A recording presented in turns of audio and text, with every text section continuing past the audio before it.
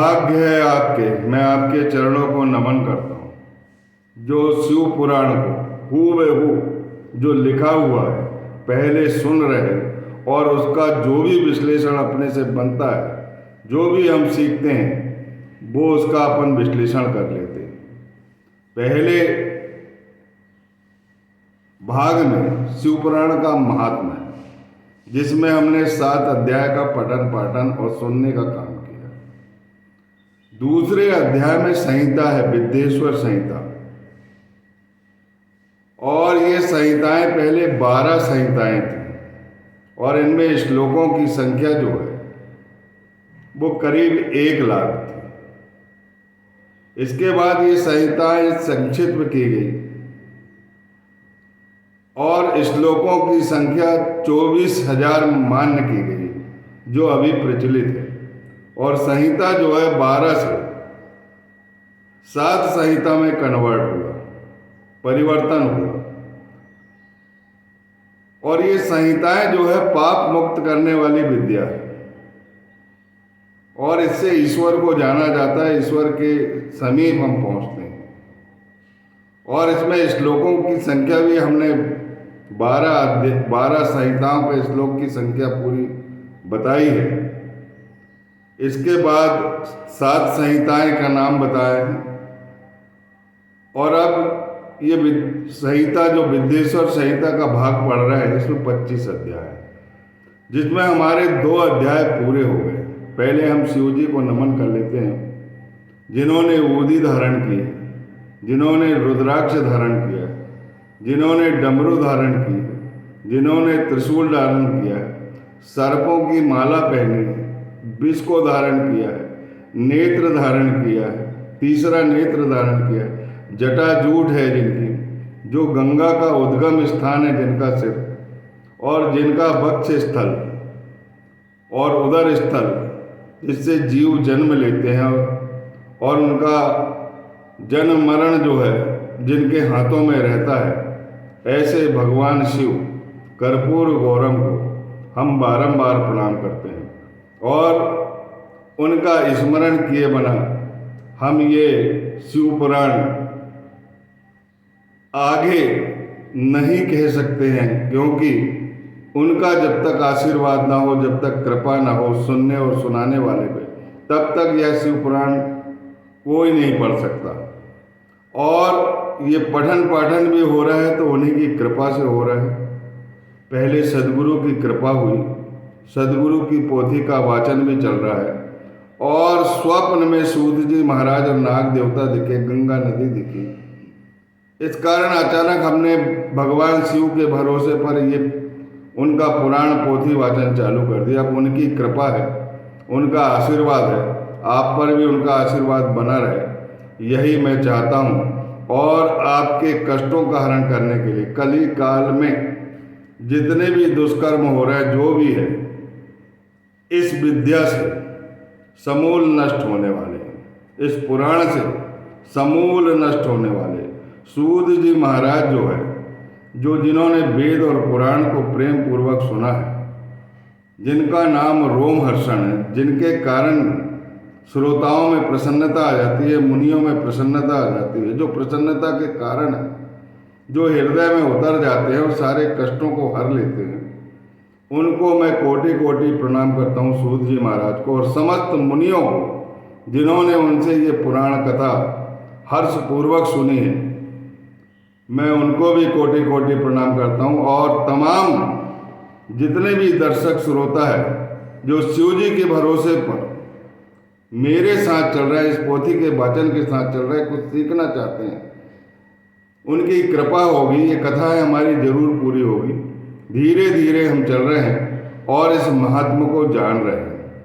शिव पुराण के दूसरे भाग में विद्येश्वर संहिता है, जिसके 2 अध्याय पूरे हो चुके हैं। अब ये तीसरे अध्याय का मैं वाचन कर रहा हूँ, कृपया ध्यान पूर्वक सुन लीजिए, जिससे आपका कलिकाल सधेगा और जन्म मरण छिन्न भिन्न होगा, और भगवान शिव की प्रसन्नता के आप कारण बनोगे।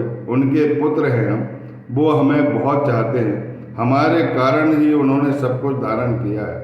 और हमें पार लगाने के लिए ही वो कष्ट उठाते हैं। अगर भगवान शिव किसी की आराधना करते हैं तो वो जीवों की आराधना करते हैं, तो जीव का दायित्व हो जाता है कि वो अपने पिता पार्वती कांत जो सबके परम पिता है, जिनके सृष्टि रचने के पहले भी जिनका नूर जो है पहले से ही जागृत रहा है और जिनका आदि और अंत नहीं है, सब कुछ नष्ट हो जाएगा, लेकिन भगवान शिव जैसे के वैसे ही आस्कार रहेंगे। उनकी कृपा आप पर बनी रहे। यह अध्याय मैं प्रारंभ कर रहा हूँ, इसे ध्यानपूर्वक सुन लीजिए। साध्य साधन आदि का विचार तथा श्रवण कीर्तन और मनन, इन तीनों साधनों की श्रेष्ठता का प्रतिपादन। सूत जी का यह वचन सुनकर सब महर्षि बोले, सुनने वाले, अब हमें आप वेदांत अनुसार सर्वस्वरूप अद्भुत शिव पुराण की कथा सुनाइए।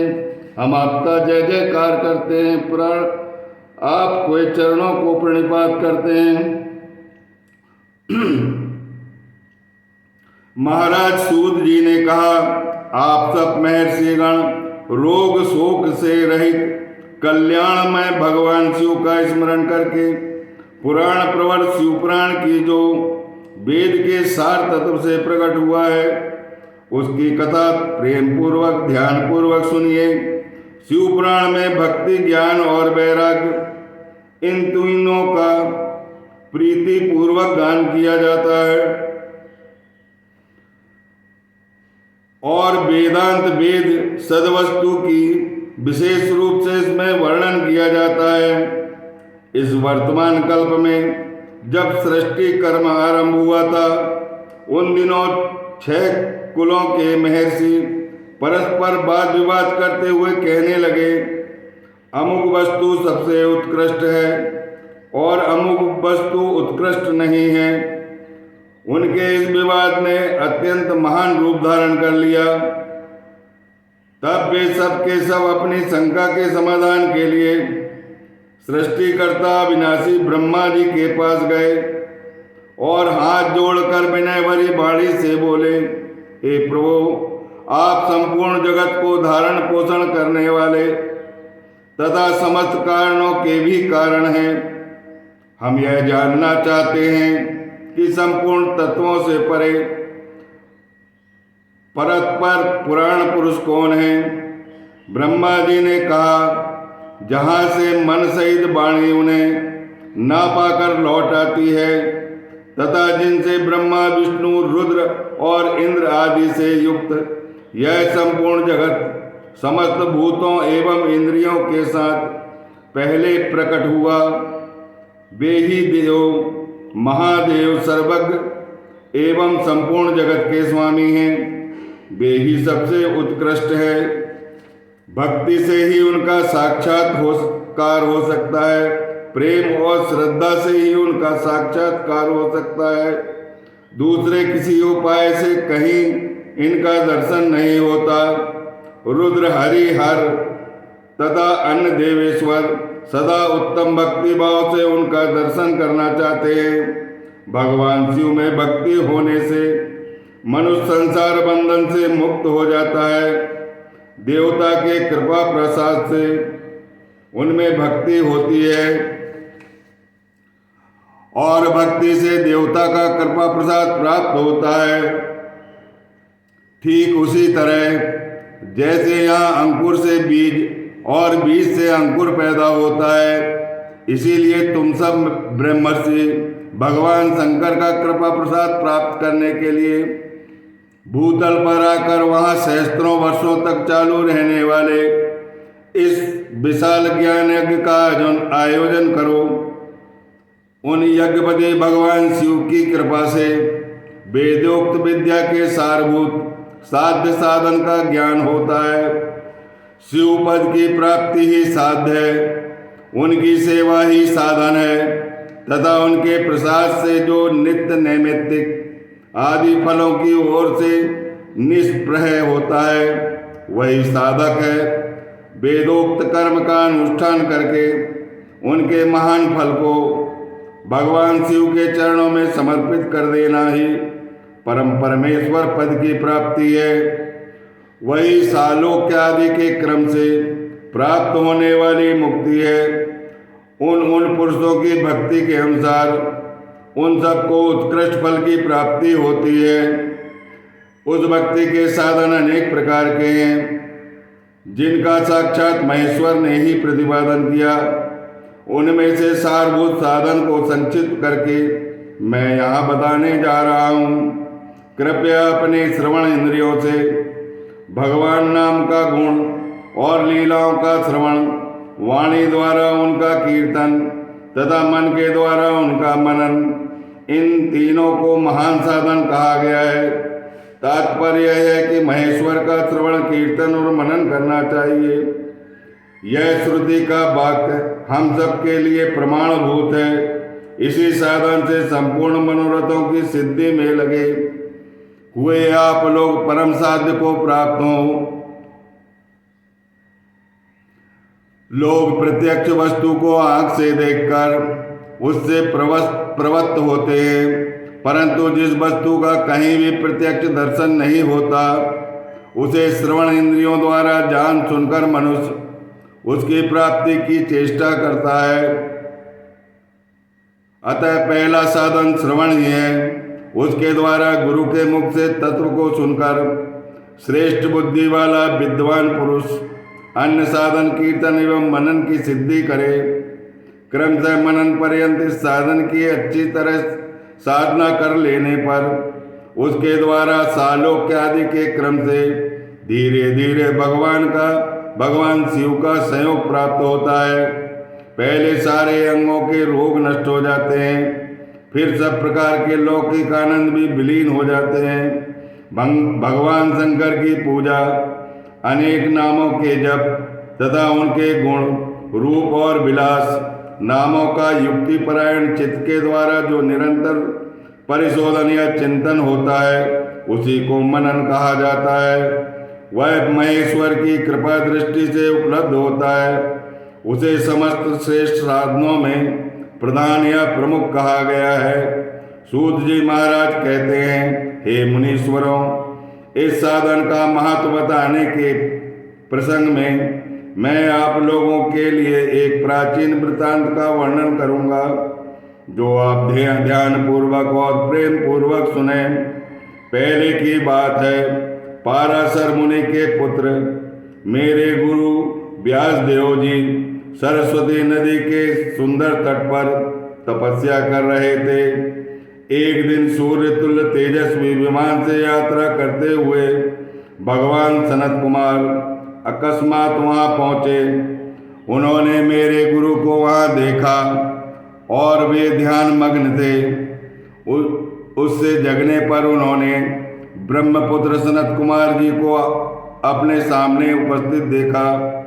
देखकर वे बड़े वेग से उठे और उनके चरणों को प्रणाम करके मुनि ने उन्हें अर्घ्य दिया और देवताओं के बैठने योग्य आसन भी अर्पित किया।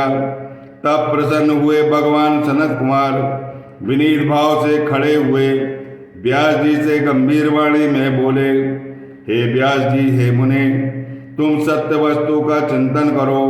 वह सत्य पदार्थ भगवान शिव है। शिव के सिवा कुछ नहीं है जो तुम्हारे साक्षात्कार के विषय होंगे। भगवान शंकर का श्रवण, कीर्तन, मनन से ये तीनों महत्तर साधन कहे गए हैं। सबसे महत्वपूर्ण साधन यही है। ये तीनों ही वेद सम्मत है। पूर्व काल में दूसरे साधनों के संभ्रम में पड़कर घूमता गामता मंदराचल पर जा पहुंचा और वहां तपस्या करने लगा। तदंतर महेश्वर शिव की आज्ञा से भगवान नंदिकेश्वर वहां आए। उनकी मुझ पर बड़ी दया थी।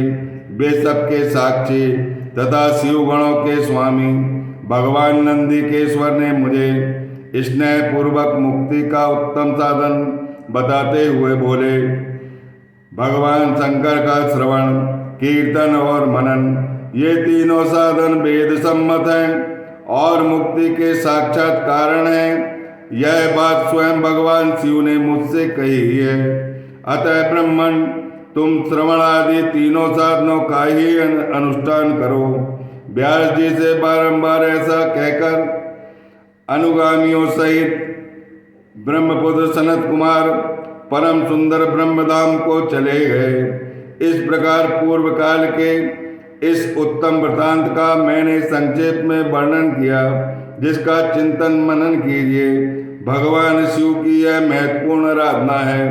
ऋषि बोले, हे सूत जी, श्रवण आदि तीन साधनों को आपने मुक्ति का उपाय बताया है, किंतु जो श्रवण आदि तीनों साधनों में असमर्थ हो, वह मनुष्य किस प्रकार के उपाय का अवलंबन करे और मुक्त हो जाए?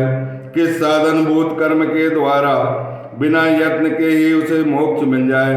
कृपया बताने की कृपा करेंगे।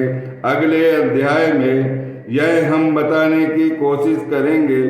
इस प्रकार इस दूसरे भाग का विद्येश्वर संहिता का तीसरा और चौथा अध्याय यहाँ समाप्त होता है। बोलिए साम्य सदाशिव उमा महेश्वर भगवान भोलेनाथ की जय। कर्पूर गौरम करुणावतारम संसार सारम भुजगेन्द्रहारम सदा वसंतम हृदयारविंदे भवं भवानी श्वेतं नमामि। मंदार माला कुलितालकाय कृपाल माला शशि शेखराय दिव्यांबराय च दिगंबराय नमः शिवाय च नमः शिवाय। तुमेव माता च पिता तुमेव बंधुश्च सखा तुमेव विद्या द्रविणं तुमेव सर्वं मम देव अन्यथा शरणं नास्ति। तुमेव शरणं मम तस्मात् कारुण्य भावेन रक्षय श्री शिवेश्वराय।